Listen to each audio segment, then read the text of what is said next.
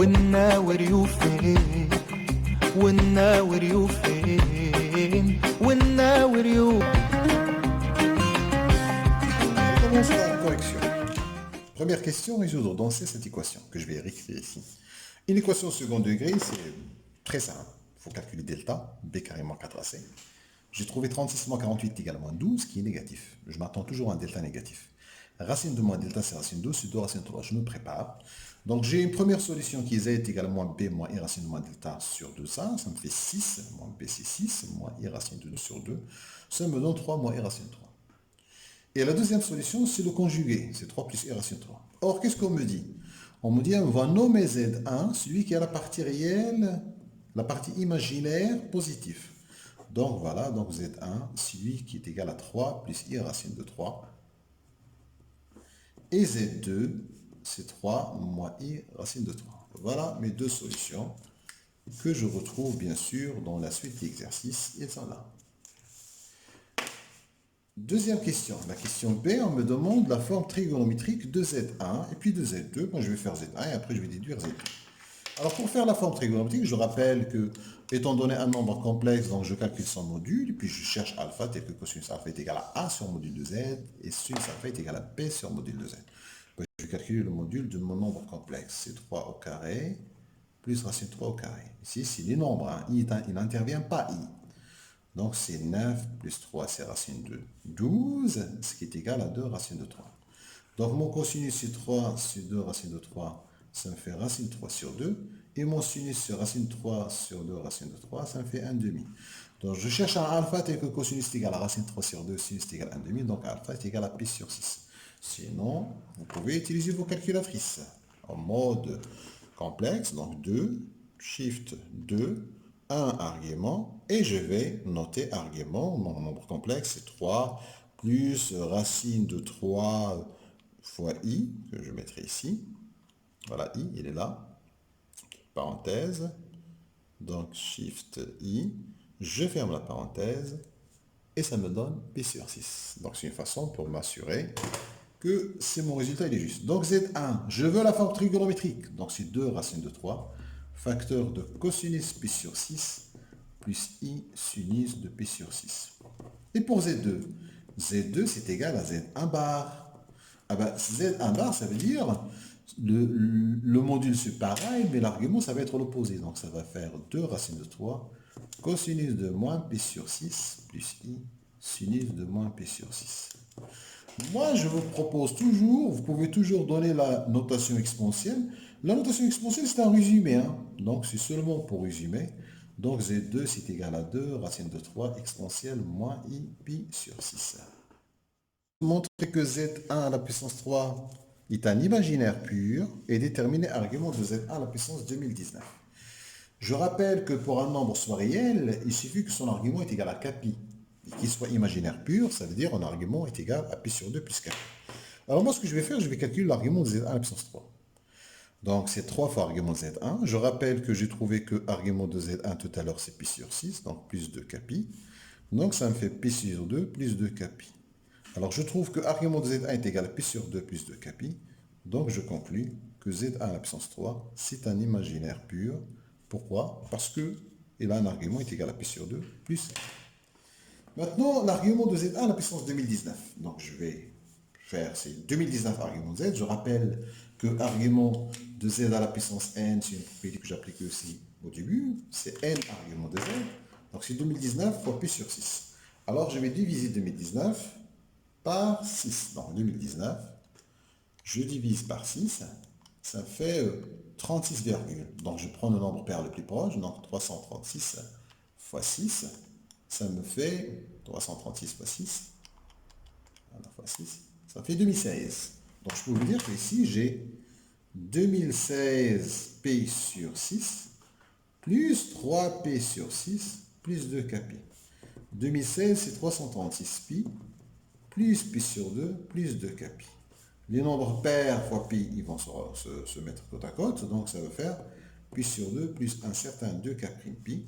Donc je peux vous dire que l'argument de Z1 à la puissance 2019, il est égal à pi sur 2 plus 2 k' pi. Donc l'argument c'est pi sur 2. Deuxième partie, dans le plan complexe rapporté au repère orthonormé au UV, on considère les points A d'affixe Z a est égal à 3 plus racine 3, B racine 3 plus 3i. Et le milieu de AB, c'est le symétrique de O par rapport à B. Calcule la fixe de I. I, c'est le milieu de AB. Donc, automatiquement, ZI est égal à ZA plus ZB sur 2. C'est une propriété.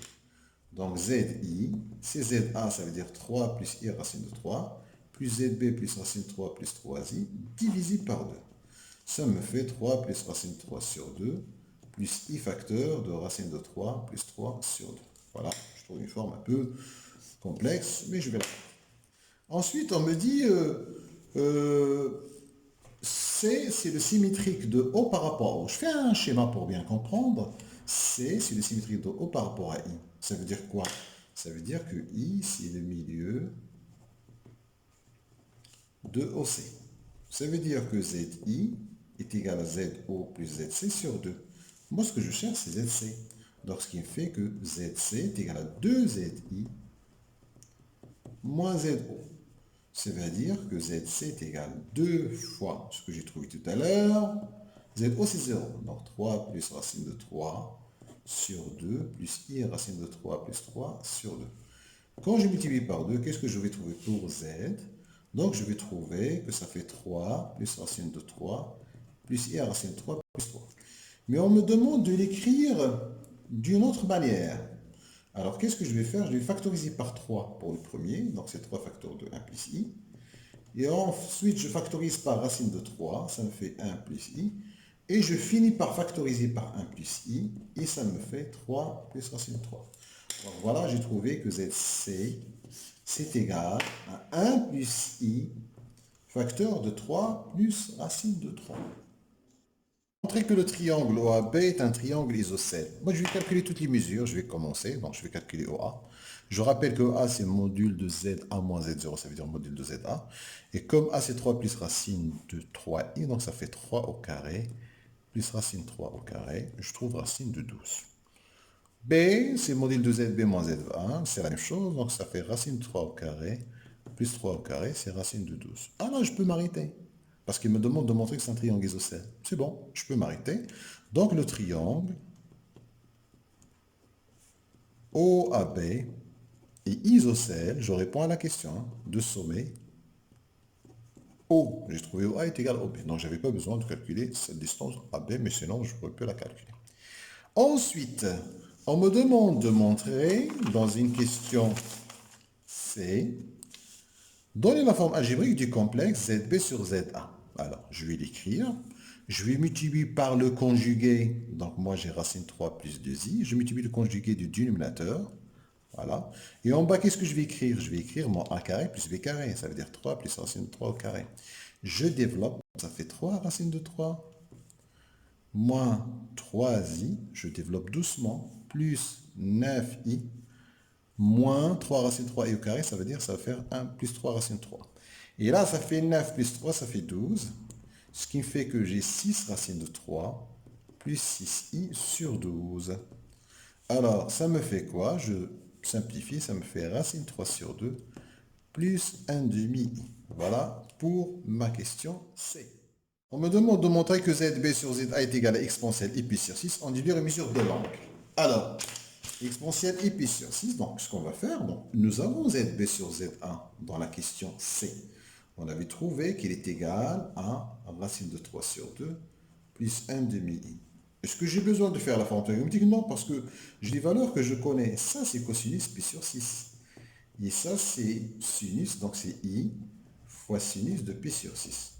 Donc, je trouve déjà cosinus sinus, donc je peux vous dire que ça, c'est 1 exponentielle et pi sur 6 directement.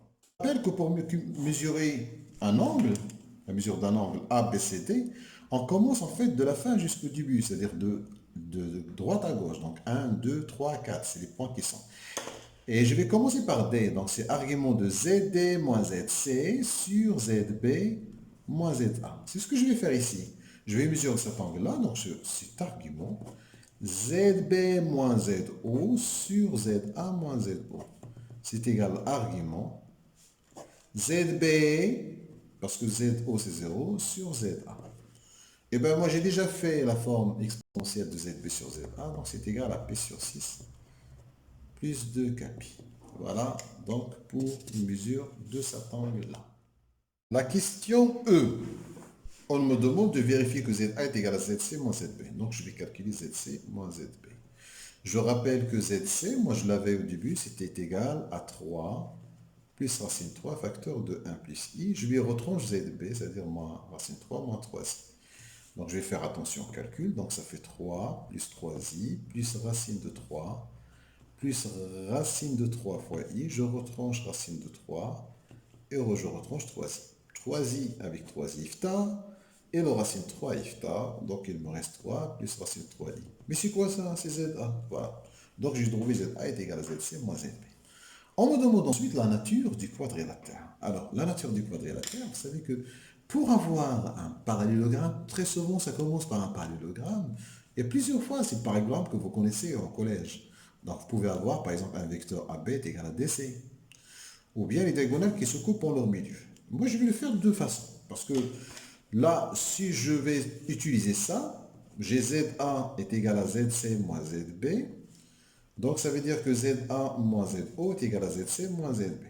Je rappelle que la fixe d'un vecteur AB, c'est ZB moins ZA. Ça veut dire ici que je peux vous dire que la fixe du vecteur OA, c'est le même que la fixe du vecteur BC.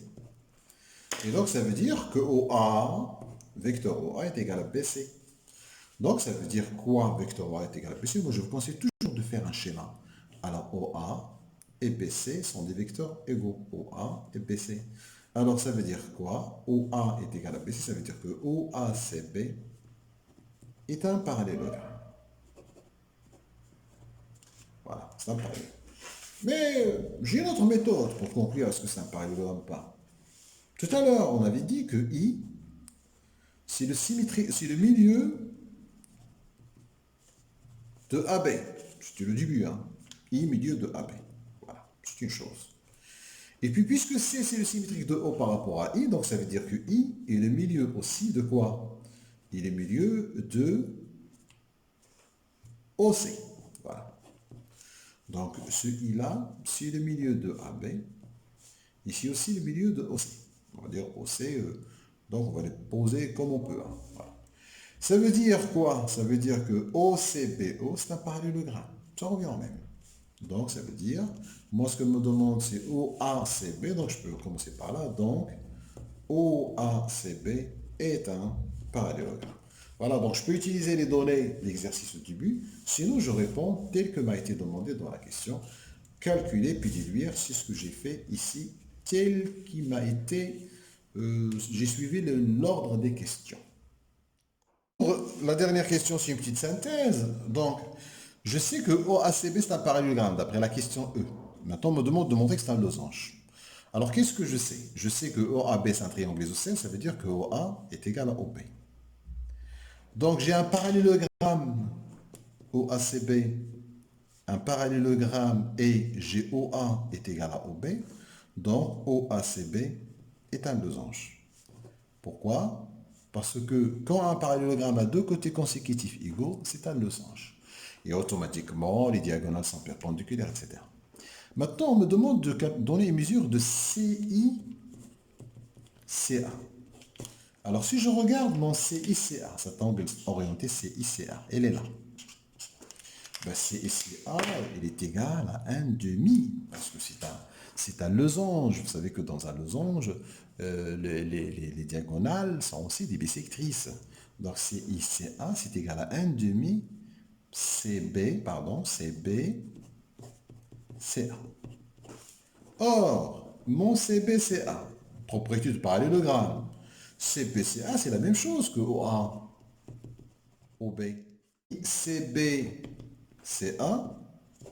est égal à 1,5 de l'angle OA, OB. Et combien mesure l'angle OA-OB? On a trouvé qu'il est égal à pi sur 6. Donc, ça va faire 1,5 de pi sur 6. Ça veut dire pi sur 12. Donc, je peux vous dire que l'angle CICA,